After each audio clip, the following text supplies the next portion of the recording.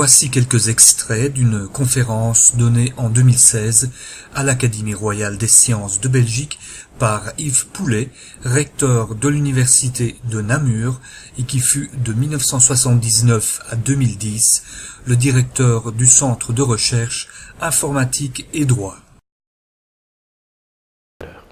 Alors les acteurs nouveaux,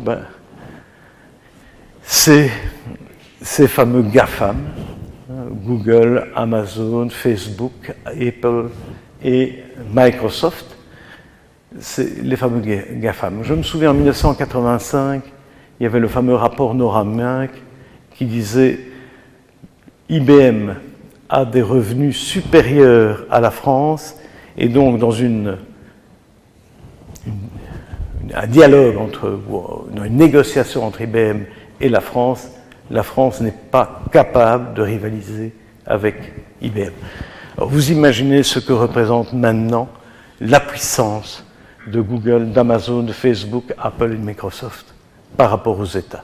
Elle est énorme, ils ont l'ensemble de l'information. L'année dernière, Google a publié des prévisions en matière de santé qui étaient plus fines et plus exactes que les prévisions qui ont été publiées par le département de santé américain. C'est vous dire la puissance, la connaissance, elle n'est plus nécessairement dans l'autorité publique, elle peut être chez ces entreprises privées. Et ces entreprises ont d'autant plus de pouvoir qu'ils diversifient leur activité. Google, c'était au départ un search engine, c'était un moteur de recherche d'information. On en est loin. Google, c'est Google News, c'est lui qui fait un certain nombre d'extraits, de summary d'un certain nombre d'articles de journaux. C'est bien évidemment Google dans la représentation de tout ce qui est l'artiste, enfin tout ce qui est artistique et tout ce qui est musée. C'est Google Books, mais c'est également DoubleClick, une société dont je vous ai parlé. C'est Android, c'est bien évidemment toute une série d'activités qui font en sorte que le pouvoir de Google, qui est un pouvoir fondé uniquement sur l'information, est tel que bien évidemment l'ensemble des services de renseignement des autorités publiques n'est pas à la hauteur de ce que Google est capable de faire. Et voilà, maintenant, si vous voulez bien, on va passer, parce que je suppose qu'il y a des juristes ici. Il y a des juristes ou bien il n'y a pas de juristes? Qui est juriste? Ah, quand même, oui, c'est bien. Ouf. Vous l'avez été comme moi. Voilà. Le premier point qui m'apparaît important, c'est le territoire et la souveraineté. Vous avez appris, j'en suis certain, que le fondement de l'État, c'était la souveraineté de l'État sur un territoire donné. C'est-à-dire la possibilité, bien évidemment, sur ce territoire, de faire régner une certaine réglementation. Dorénavant, le monde est sans frontières. Dorénavant, on peut se poser la question de savoir si, sur le territoire, il y a encore une véritable souveraineté des États. Vous vous souvenez tous de l'enregistrement qui a été fait par la NSC des conversations de Merkel. Et tout cela, on a depuis démontré qu'il y avait sur l'ensemble des ambassades américaines des services de réception et d'interception téléphonique. Mais il y a au niveau, cette fois-ci de la planète, ce qu'on appelle le réseau échelon, auquel participent quatre grands États, l'Australie, le Canada, les États-Unis et l'Angleterre, et qui peut véritablement espionner toutes les communications téléphoniques, à tel point que pas mal de personnes, éventuellement de terroristes, ont pu être repérés grâce à ces systèmes. Le cas Schrems, c'est intéressant, c'est une décision de la Cour de justice des communautés européennes de 2015. Schrems, c'est un professeur d'université, c'est un professeur d'université autrichien. Comme n'importe qui, forcément il utilisait Google, il utilisait un certain nombre de services dont les données étaient exportées aux États-Unis. Les États-Unis détiennent 45% des communications d'Internet passent par les États-Unis. Les États-Unis ont 10, enfin ce qu'on appelle les serveurs racines, les root servers, 10 sur les 13 root servers sont aux États-Unis. Ça veut dire quoi? Ça veut dire que le nœud de communication et de transmission d'informations, il est réellement aux États-Unis. Eh bien, Schrems a dit ça ne va pas. Pourquoi? Parce qu'effectivement, mes données sont envoyées vers les États-Unis, vers des entreprises privées, mais les autorités publiques américaines ont la possibilité, et ce n'est pas très compliqué, il y a des règlements NSC qui permettent à l'NSC d'obtenir des informations de la part des Facebook, des Google et autres. Je ne suis pas d'accord. Et donc il a remis en cause tous les accords entre les États-Unis et l'Europe, et il a eu gain de cause en ce qui concerne la transmission de données à caractère personnel. Alors, j'ai parlé tout à l'heure de la domination américaine. Comment se fait-il que, alors que la plupart, à part l'idée d'Internet du départ, qui était une idée de la défense militaire américaine, mais je l'ai dit tout à l'heure, TCP/IP, le web, ce sont des inventions européennes. Comment se fait-il qu'il y ait une telle domination américaine? Elle s'explique relativement facilement. En fait, au départ, je l'ai dit, le réseau était un réseau d'universitaires américains qui était d'ailleurs subsidié par le FNRS local, National Science Foundation. Et donc, c'est au départ, aux États-Unis, qu'ont eu lieu les premières applications. Et le gouvernement américain a créé toute une série d'organes de réglementation par rapport à ce qui se passait sur Internet, notamment l'attribution des noms de domaine, les fameux coca-cola.be, tout ce que vous pouvez imaginer. Tout ça a été réglementé par l'autorité publique américaine. Qu'est-ce qui s'est passé? Au moment où le web est devenu un instrument de commercialisation dans le monde entier, les États-Unis se sont dit « Aïe, il y a un problème ». Pourquoi? Parce que si nous conservons une réglementation, vous allez voir, c'est important en ce qui concerne les conséquences que ça va avoir sur le droit, si nous conservons une réglementation publique américaine, il est clair que ça veut dire quoi? Ça veut dire que dorénavant, il y aura une réglementation publique française, il y aura une réglementation publique japonaise, il y aura une réglementation publique chinoise, tout ce que vous voulez. Et donc, plutôt que de dire gardons notre réglementation publique, ils ont lancé, et c'est extraordinaire, c'est Al Gore, Al Gore, le vice-président de Clinton, qui est un type génial. Al Gore a dit, mais non, nous allons prôner l'autorégulation. Nous allons prôner l'autorégulation, ça veut dire quoi? Ça veut dire que nous nous retirons de la réglementation d'Internet. Et nous créons, je vais y revenir tout de suite, nous créons des organes qui sont des organes d'autorégulation. Et forcément, comme les applications étaient d'abord aux États-Unis, tous ces organes d'autorégulation se sont constitués aux États-Unis, à San Francisco, pour ne rien vous cacher. Et bien évidemment, on dit, dorénavant, c'est nous, organes privés, qui allons réglementer l'ensemble d'Internet. Et ils ont en même temps obtenu la possibilité de le faire, moyennant une surveillance et un contrôle par le gouvernement américain.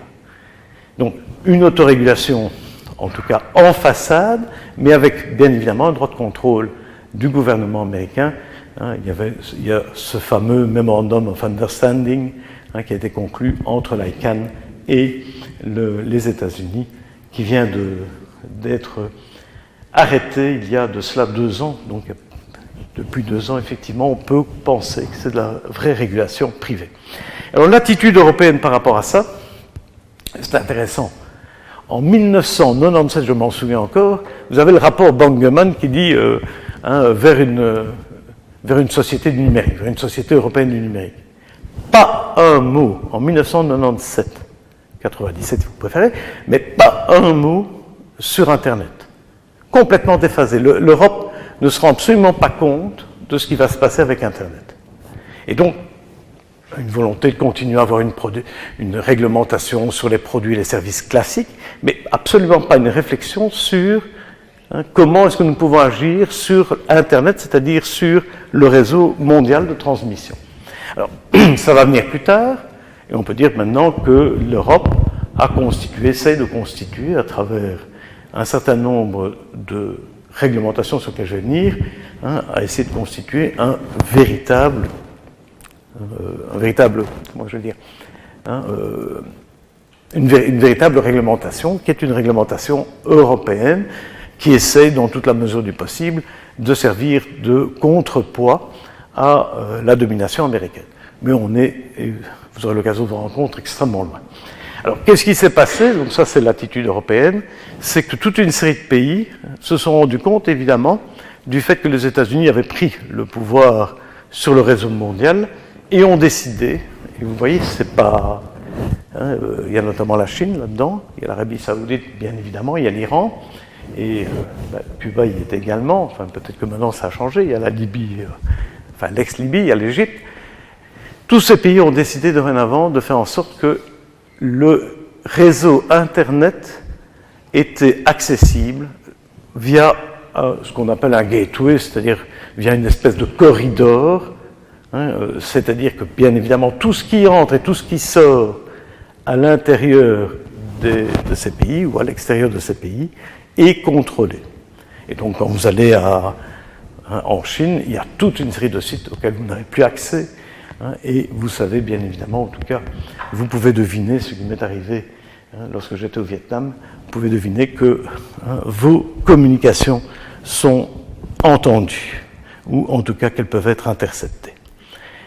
Voilà ce que je souhaitais dire à propos du problème de la souveraineté de l'État, qui est un pilier, le territoire est un pilier de la souveraineté de l'État, et la manière dont, de plus en plus, ce pilier s'effrite.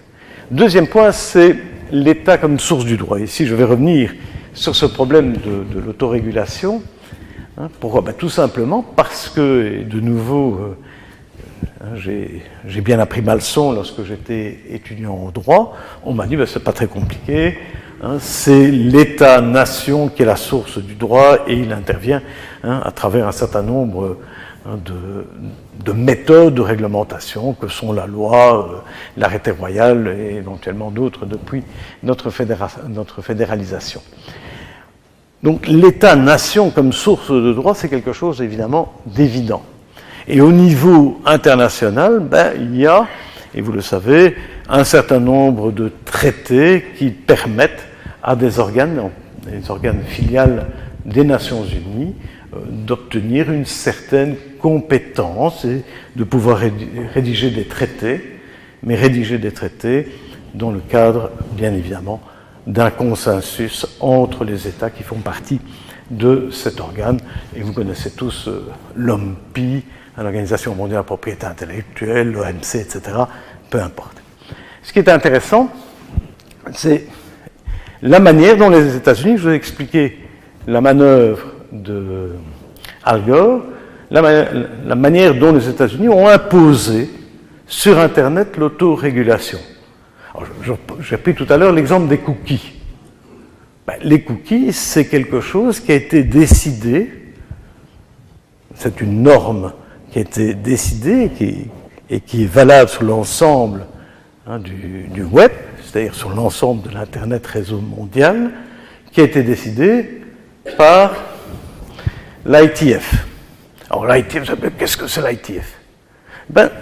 L'ITF, pour un juriste, vous allez être surpris, c'est rien.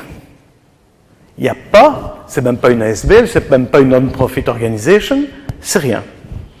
C'est une organisation volontaire où un certain nombre d'ingénieurs de tous les pays se rencontrent et prennent un certain nombre de décisions. Et ils prennent ces décisions non pas comme étant des représentants des États d'où ils émaneraient, ils prennent ces décisions tout simplement parce que Google en a envoyé 5, éventuellement Alcatel en a envoyé 2, et donc voilà, ce sont des participations qui sont des participations privées, d'ailleurs payées par les entreprises qui participent aux discussions. Et à un moment donné, ces discussions aboutissent, il y a toute une série de technical committees, ces discussions aboutissent à ce que un rough consensus, comme ils disent, c'est-à-dire un consensus brut, il n'y a pas de vote, on est d'accord, oui, on est d'accord, on vote, non, on ne vote pas, hein, est-ce que tout le monde marque son accord là-dessus? Oui, pas de problème, et on avance. Et ils publient ce qu'on appelle des requests for comment. Request for comment, qu'est-ce que c'est? Si vous posez la question à un juriste, il va vous dire, je ne sais pas ce que c'est une manière pour une société de s'autoréglementer. Et c'est une autoréglementation qui a un effet vis-à-vis évidemment de l'ensemble de la population, qui a un effet sur l'ensemble du monde. Lorsque l'ICANN dit, l'ICANN c'est Internet Corporation Assignment Names and Domain Names, lorsque l'ICANN dit à un moment donné, voilà, je considère que c'était un problème, la Palestine. Est-ce que la Palestine peut avoir un nom de domaine ou pas? C'est une décision privée. Lorsqu'à un moment donné, et on a manqué d'avoir le cas, lorsque à un moment donné, l'ICANN a dit, vous savez, j'envisage de couper les noms de domaine de l'Iran, parce que l'Iran est un pays voyou, et il le faisait bien évidemment à l'époque sous la pression du gouvernement américain, mais c'est une société privée qui prenait cette décision de dire, à un moment donné, on pourrait couper les noms de domaine, et donc ça veut dire quoi? Ça veut dire qu'il n'y a plus de possibilité d'aller sur les sites web iraniens. Voilà, le W3C, c'est encore un peu plus récent, aussi, pas de personnalité juridique. Et eux travaillent essentiellement sur les spécifications du web. Les problèmes de streaming, toutes ces questions de sécurité du web, tout ça est réglé, non pas par des organisations publiques, mais des organisations privées. Alors c'est intéressant de voir que, reportez-vous quelques années en arrière pour les plus anciens comme moi, reportez-vous quelques années en arrière. Lorsque vous recevez un numéro de téléphone, qui était responsable de la numérotation téléphonique? Monsieur? C'était l'État, c'était la RTT, et tout ça se faisait dans le cadre d'arrêtés réglementaires classiques. Dorénavant, en ce qui concerne l'attribution de vos noms de domaine, l'attribution de votre numéro IP, tout ça se fait de manière totalement privée. Alors, c'est intéressant, vous savez, plus loin. À un moment donné, on s'est dit, il y a le problème des noms de domaine, qui est un problème qui est gênant. Pourquoi? Parce que toute une série de personnes se posaient la question de savoir si elles pouvaient s'appeler, je ne sais pas moi, charlesmichel.be. Pourquoi est-ce que je ne mettrais pas un nom de domaine, charlesmichel.be, qui avait des problèmes relatifs à coca-cola.be, qui avait été usurpé par je ne sais quelle petite société qui prétendait pouvoir avoir Coca-Cola. Et l'ICANN, organisme privé, s'est dit, non, un petit problème, il faut que je résolve le problème. Vous croyez qu'ils ont dit, voilà, on va demander à l'OMPI de faire un traité conventionnel classique. L'OMPI, c'est l'Organisation mondiale de la propriété intellectuelle, ils étaient tout à fait capables de le faire. Ils ont été trouvés, l'OMPI. Mais on dit à l'OMPI, vous n'agissez pas comme organe super-étatique.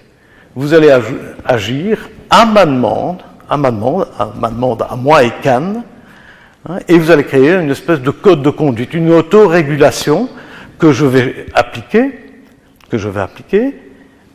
qui viendra de chez vous, l'OMPI, mais non pas de chez vous en tant qu'organisme public international, mais en tant qu'organisme compétent, expert en matière de propriété intellectuelle. Donc, voilà un petit peu la manière dont je peux décrire ce mouvement d'autorégulation qui, dans un premier temps, lors de la naissance d'Internet, a été complet. Les États avaient complètement disparu de la régulation de l'Internet. Alors, il y a eu quelques réactions qui sont, me semble-t-il, intéressantes à noter. Il y a d'abord le sommet mondial de la société de l'information, 2003 et 2007. Kofi Annan, dit ça ne va pas. La régulation de l'Internet privé, ça ne va pas. Pourquoi? Tout simplement parce qu'il y a des enjeux publics. Je donnais tout à l'heure le problème de l'Iran, j'ai donné tout à l'heure le problème des cookies, vous pouvez les multiplier. Il est extrêmement important qu'on puisse réglementer les applications sur Internet, qu'on puisse réglementer un certain nombre de normes de sécurité et autres. Et Kofi Annan lance l'idée d'une constitution de la Société mondiale de l'information. Ça commence d'ailleurs, c'est intéressant, We People of the World. C'est une espèce de facsimilé de We People of America, qui est le début de la Constitution américaine. Donc il essaie de lancer cette idée de la Constitution, d'une constitution de la Société mondiale de l'information qui affirmerait, par exemple, le problème du droit à la vie privée, le problème du stockage des données, qui sont des données essentielles pour les États, dans les États, et notamment tout le problème de l'archivage des données étatiques dans les États, qui affirmerait la liberté d'expression, etc. Voilà. Donc, il essaie de lancer cette constitution en affirmant de manière très nette que Internet est une ressource publique mondiale. J'étais à Tunis et à Genève, c'était des discussions sans fin. Enfin, on est arrivé à affirmer quand même que Internet était une ressource publique mondiale. Ça veut dire quoi? Ça veut dire qu'elle ne peut pas être privatisée de manière complète. Et on lance l'idée de la gouvernance dite multi-stakeholders. Je vous ai parlé tout à l'heure qu'Internet était une gouvernance en réseau, puisqu'il y a plusieurs nœuds qui dialoguent. Eh bien, c'est un peu cette idée-là, c'est de dire, pour réglementer Internet, il faut faire appel aux États, au secteur privé, à la société civile, et on doit élaborer des principes, des normes, des règles, des procédures de décision, des programmes communs. Quelques remarques. D'abord, l'État est peut-être le premier cité, mais vous le voyez bien, la gouvernance n'est plus uniquement une affaire d'État, c'est aussi une affaire de secteur privé, de société civile. Deuxième point, lorsqu'on parle de réglementation, c'est plutôt de régulation. On parle de principes, on parle de normes techniques, on parle de règles, de procédures de prise de décision, sans faire nécessairement appel à ce qu'on qualifierait chez nous de loi, ou éventuellement de traités publics. Alors, qu'est-ce qui explique le fait qu'on n'a pas pu aller plus loin? D'abord, c'est le fait que les organismes interétatiques publics ont véritablement cafouillé complètement dans le problème de leur intervention sur Internet. Alors, je prends un exemple, parce que celui-là, je l'ai vécu de près, en matière de propriété intellectuelle. Il y a eu une bagarre sans nom entre l'organisme mondial du commerce, l'organisme mondial de la propriété intellectuelle, l'UNESCO et l'UIT. L'OMC disait le problème de la propriété intellectuelle, c'est d'abord un problème de commerce mondial, et donc il faut faire en sorte que les personnes puissent être rassurées, les personnes qui ont des droits de propriété intellectuelle puissent être rassurées. Donc on a renforcé à fond les droits d'auteur. Ça, c'était la position de l'OMC. L'OMP a pris une position peut-être un peu plus équilibrée, mais quand même nettement en faveur des droits de propriété intellectuelle. Et puis l'UNESCO a dit, oui, mais attendez, c'est très bien la propriété intellectuelle, mais il y a quand même des équilibres à maintenir vers l'éducation, vers éventuellement la culture, vers tout ce qui est la recherche scientifique. Et l'UNESCO est venu avec ces problèmes qui lui apparaissaient importants à souligner. Et les trois organismes se sont bagarrés pendant des années, ce qui fait bien évidemment que les organes d'autorégulation ont pu en profiter et ont donné raison à l'OMC avec la position la plus forte. Alors, du côté européen, c'est une évolution marquante. L'idée est d'arriver de plus en plus à ce qu'on appelle une co-régulation. L'idée de la co-régulation, c'est de dire, vous savez, il y a des acteurs privés, il y a des acteurs publics, et chacun a sa responsabilité. Les acteurs publics, c'est eux qui vont fixer les principes de base, des principes très généraux, il ne faut pas aller dans le détail. Je vais vous donner tout de suite des exemples. Pas aller dans le détail. Par contre, le secteur privé, lui, il va décliner en réglementation plus fine l'ensemble de ces principes. Donc l'idée est de dire, il y a une réglementation publique qui fixe le cadre, et puis à l'intérieur de ce cadre, laissons aux organismes privés le soin de pouvoir aller plus loin en ce qui concerne la spécification de cette réglementation. Voilà, et ils l'ont fait. Bon, par exemple, je prends un exemple, la directive sur le commerce électronique. La directive sur le commerce électronique qui date de 2000, vous avez quelques grands principes en matière de publicité, voilà. Et puis vous avez à peu près chaque fois des codes de conduite, si possible négociés avec les associations de consommateurs, seront érigés, si possible au niveau européen, par les organismes qui sont les organismes de commerçants. Voilà, ça c'est typiquement, il y a un principe, le principe de la publicité qui doit être transparente, loyale, et puis une fois qu'on a affirmé ça, le détail est fait par les organismes privés. Voilà, quelque chose qui est un petit peu le modèle européen. Alors, ce qui est certain, c'est que ça pose des difficultés en termes de coexistence de modèles. Je vais reprendre l'exemple en matière de protection de la vie privée.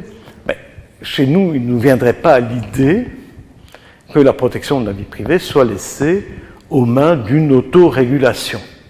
On n'imagine pas que ce soit les commerçants, les personnes qui éventuellement stockent et traitent des données qui elles-mêmes fixent les règles du jeu. Si vous regardez aux États-Unis, c'est le cas. Si vous regardez aux États-Unis, c'est l'autorégulation qui prime. C'est Google qui fait des privacy policy, c'est bien évidemment Microsoft qui a également des privacy policy.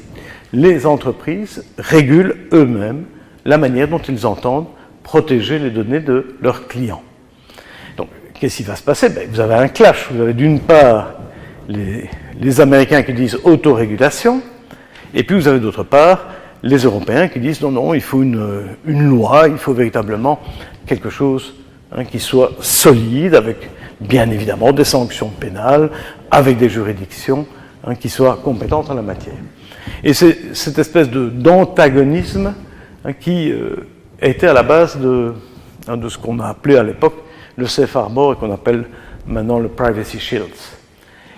L'idée était la suivante, c'est qu'il faut bien d'une manière ou d'une autre, on ne pouvait pas empêcher les flux de l'Europe vers les États-Unis et à l'inverse des États-Unis vers l'Europe. Ils vont très souvent dans le sens Europe vers les États-Unis, mais enfin vous ne pouvez pas empêcher ces flux, ils sont nécessaires au développement commercial et simplement aux nécessités des entreprises. Et les Américains ont dit, voilà, on va trouver des solutions. Et les solutions, c'est des solutions d'autorégulation, c'est des solutions intéressantes. C'est de dire, on nous a demandé aux entreprises de publier leur privacy policy. Il faut au moins qu'on puisse y avoir facilement accès. Et puis, on va créer, et c'est toujours le marché, l'État n'a pas besoin d'intervenir, on va créer des organes de labellisation. Trusty, Better Business Bureau, enfin, il y en a plein aux États-Unis qui sont des organes qui disent voilà la privacy policy et nous estimons que cette privacy policy est bien appliquée et qu'elle a l'air effectivement fair et loyale. Donc ce sont des organismes purement privés. Et puis on va plus loin.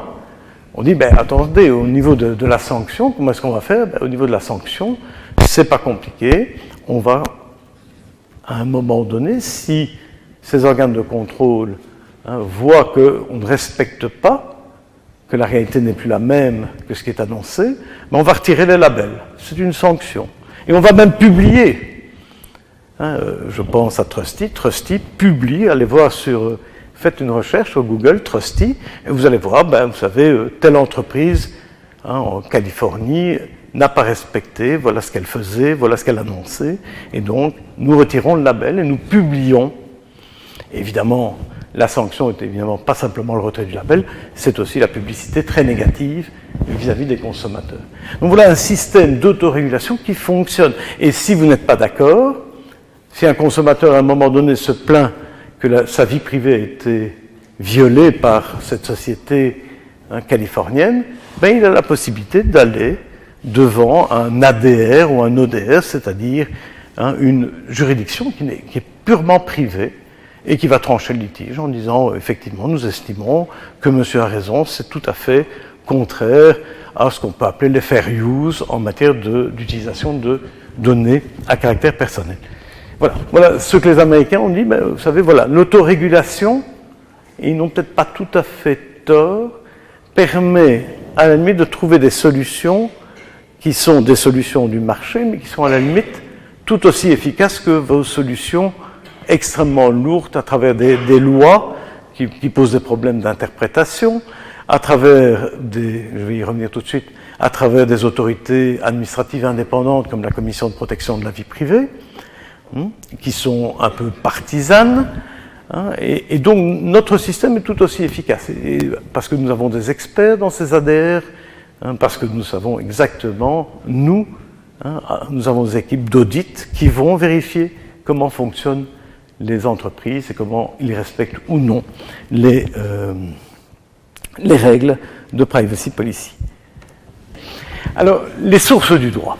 Alors, là aussi, c'est vraiment intéressant de montrer comment nos sources classiques du droit évoluent. Les lois. Vous savez, vous connaissez, ceux qui ne connaissent pas doivent lire absolument Montesquieu, qui dit que les lois s'écrivent dans le marbre avec des mains tremblantes. Je ne sais pas, je crois que c'est la citation exacte. C'est de dire, vous savez, la loi, c'est quelque chose qui est immuable et qui résulte véritablement d'une réflexion légistique intense pour arriver à la meilleure solution. Actuellement, le temps du droit a tout à fait changé. François Host a écrit d'excellents articles. François Host était doyen à la faculté de droit de Saint-Louis, avec des articles absolument remarquables sur l'accélération du temps du droit, en disant, mais vous savez, la réalité que le droit doit cerner est telle que le temps du droit a changé, que forcément il faut écrire et réécrire des législations. On peut parler d'inflation législative, mais ce qui est intéressant, c'est surtout d'insister sur le fait que de plus en plus, dans les directives européennes, ça devient classique, dans les lois américaines, c'est tout le temps, il y a des clauses d'évaluation. On dit, au terme de 2 ans, 3 ans, il y aura une évaluation de l'adéquation du système mis en place par la réglementation à la réalité nouvelle. Donc, premier point, les clauses d'évaluation. Et puis le deuxième point, et c'est important, c'est les autorités administratives indépendantes. C'est de dire, il n'y a rien à faire, le législateur et le juge ne sont pas capables de connaître et de comprendre le fonctionnement de cette technologie. Et donc, il est important, à côté du juge, d'avoir des autorités, et vous connaissez le CSA, vous connaissez la Commission supérieure de l'audiovisuel, vous connaissez le Forum des droits de l'Internet, vous connaissez la Commission de protection de la vie privée. Ça devient récurrent en matière de technologie de dire il faut confier le contrôle de la loi à des espèces d'experts. Avec tout le problème, ces personnes n'ont pas nécessairement de légitimité, certes, ils sont nommés à un moment donné peut-être par le Parlement, et ce n'est pas toujours le cas, mais quelle est leur légitimité et quelles sont leurs responsabilités par rapport à la population? C'est un problème qui est un problème délicat et qui est de plus en plus posé. Alors, on notera dans cette conférence, d'abord, la critique très timide selon nous du business model connu sous la dénomination d'autorégulation, par lequel des entreprises privées fournissent à leurs clients des services de nature législative et judiciaire prétendument indépendants et concernant les effets de leurs activités sur la collectivité. Enfin, la non-évocation de l'option d'entreprise publique comme substitut aux fameux GAFAM, à savoir les Google, Amazon, Facebook, Apple et Microsoft.